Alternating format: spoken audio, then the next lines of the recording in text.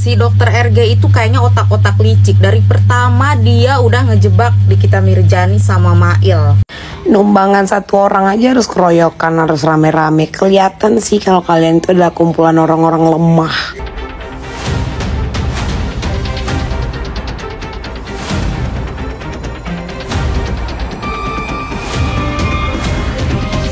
Kasus Nikita Mirzani ini seharusnya sederhana. Ada proses hukum, ada jalur sidang, ada fakta yang bisa diuji. Tapi bukannya fokus ke situ, publik malah dijejali drama yang tidak penting.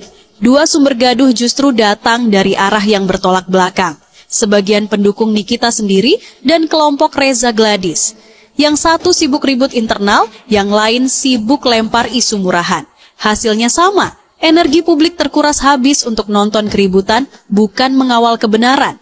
Padahal, secara prosedur hukum semua jelas. Penangguhan yang ditolak itu normal, penundaan sidang itu sah. Semua ada dasarnya. Tapi ketika narasi dipelintir dan dipoles jadi drama, akhirnya bikin sebagian masyarakat merasa jenuh, bahkan ragu. Kalau terus begini, jangan heran kalau keadilan buat Nikita tenggelam. Bukan karena hukum tak berjalan, melainkan karena informasi yang dikonsumsi sudah tercemar. Kalau benar-benar peduli pada Nikita, kuncinya bukan ikut rebutan panggung atau larut dalam provokasi kelompok Reza Gladys. Kuncinya adalah mengawal kualitas informasi. Pastikan publik mendapat fakta hukum yang benar. Karena sekali kita ikut larut dalam drama, maka kita ikut jadi bagian dari kegagalan itu sendiri. Bagaimana menurut Anda? Analisa sidang Nikita Mirzani 11 September 2025. Nah, sahabat channel, sidang Nikita Mirzani hari ini masih agenda saksi ahli dari JPU ya. Ahli TPPU dan ahli digital forensik. Ini yang banget bikin rame ya, karena materinya tebal-tebal, istilahnya ribet tapi seru banget kalau kita ulik. Tapi nih ya, sebelum kita mulai analisa, netizen channel mau tanya dulu nih, kalian ini tipe yang mana dulu nih? Aliran analisa sesuai fakta persidangan kah, atau aliran penghibur hati lewat narasi komal? Soalnya di sini netizen channel nggak jual mimpi, nggak jual ilusi, nggak kasih halu ya. Kita bedah yang real time, no tipu-tipu, no sugar coating.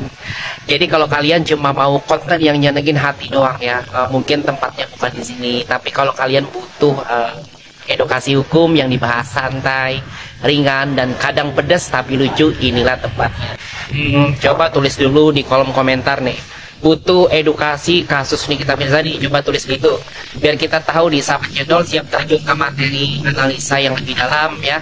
Jadi kita bahas bareng dengan gaya santai tapi isinya tetap berbobot. Kita kembali dibuat terbelalak oleh saksi ahli di sidang Nikita Mirzani yang dihadirkan oleh JPU. Bukan karena keterangan isinya, tapi karena ketidakpahaman mereka terhadap kasus ini secara menyeluruh.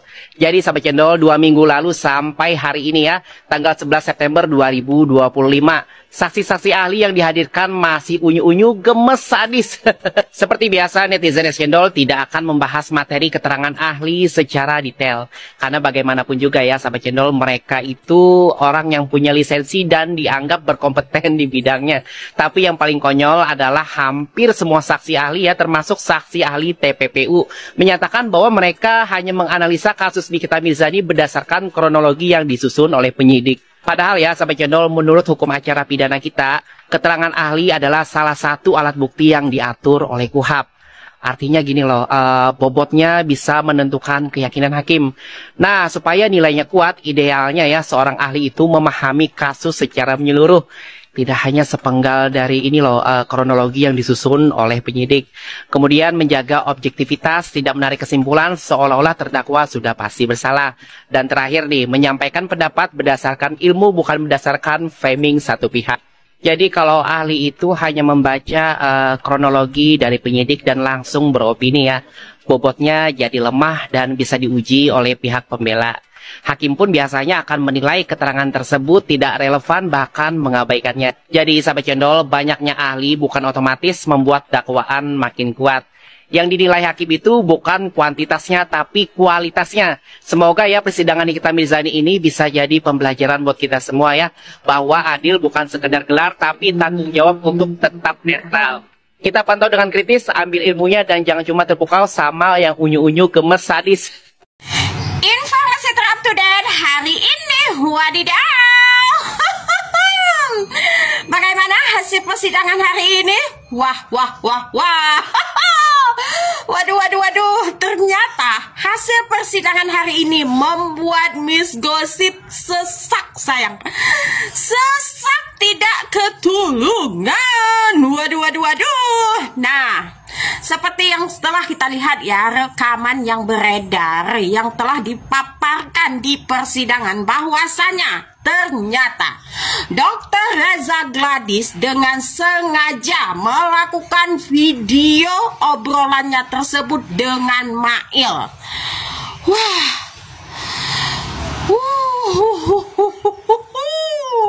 Berarti selama ini di-prank dong. Iya. Aku dikena prank, sayang, gitu. Oke ya, saya minta maaf ya kepada Dr. Reza Gladys.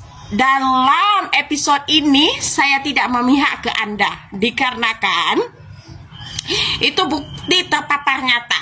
Boleh sedikit saya beranalisa ya, Dok. Berarti ketika Dr. Reza Gladys ini ingin menelpon Mail untuk deal and to deal, dia memang dengan sengaja memvideokan percakapan tersebut agar menjadi bukti. Itu menurut versi Dr. Reza Gladys ya. Sehingga deal lah ya, Dr. Reza Gladys meminta Mail untuk bertemu. Ya, bertemu di suatu mall, itu namanya saya sudah tidak tahu lagi ya, di suatu mall. Oke. Ketika pertemuan itu ingin dilakukan, sebelum kedatangan Dr. Mufid di tempat itu, ternyata Dr. Reza Gladys lah pertama hadir ke tempat tersebut ya. Katanya karena beliau ingin membawa anaknya main-main. Oke. Tetapi menurut analisa Miss Gossip ya, Dr. Reza Gladys ke tempat tersebut untuk melakukan izin rekaman CCTV dari pihak kafe tersebut. Fik ya, fik.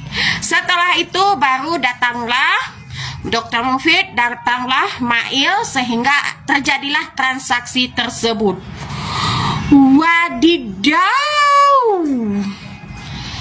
Di awal memang Miss Gossip berpikir kenapa semudah itu ya memberikan uang 4 miliar tersebut. Ternyata memang ini sudah direncanakan ya. Ya, di awal Miss Gossip berpikir karena ini Dr. Reza Gladys ingin menyelamatkan kredibilitasnya sendiri. Oke, bisa juga Miss Gossip terima. Dan ternyata memang semulus itu ya, dengan memberikan uang 2 miliar ke sana, 2 miliar ke sini, mulus sekali gitu. Ternyata jebakan dong. Wadidaw, jebakan apa ini, dokter?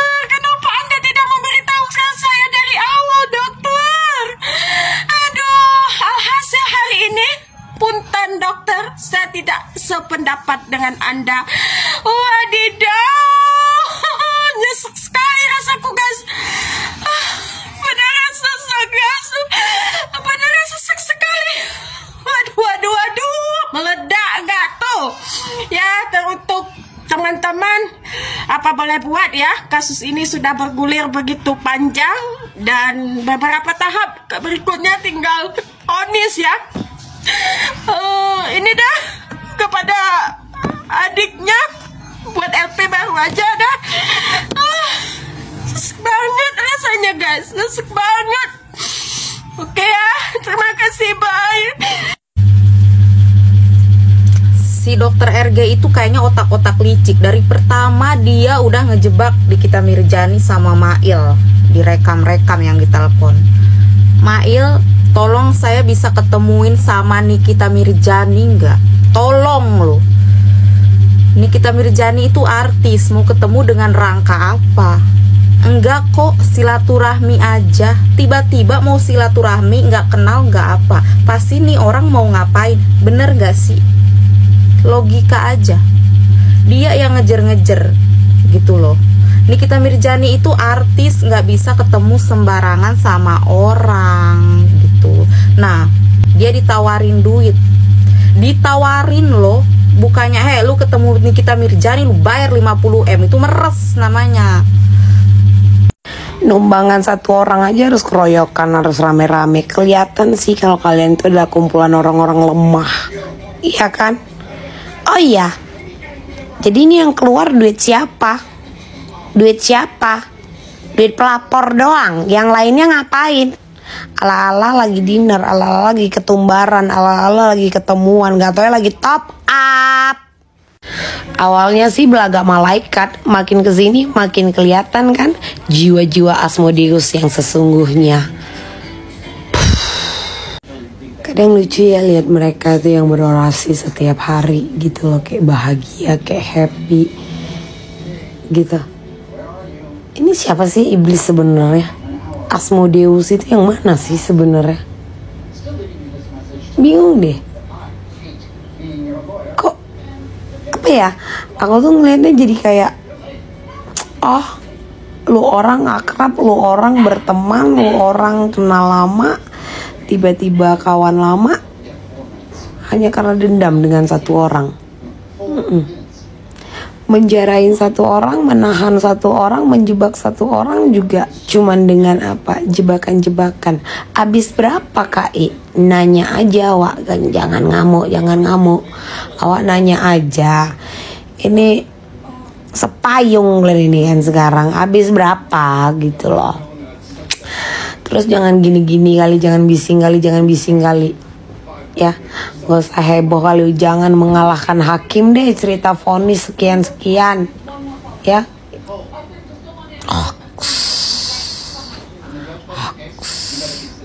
Gak usah dikit-dikit bawa Tuhan. Ya, Tuhan gak ngajarin umatnya untuk berbohong. Jadi gak usah dikit-dikit ajak-ajak Tuhan dalam kebohonganmu. Bahkan jangan minta dukungan kepada Tuhan untuk kebohongan yang telah kau perbuat. Dikit-dikit ibadah, kelakuan wah nipu ya kerja ke Asmodeus.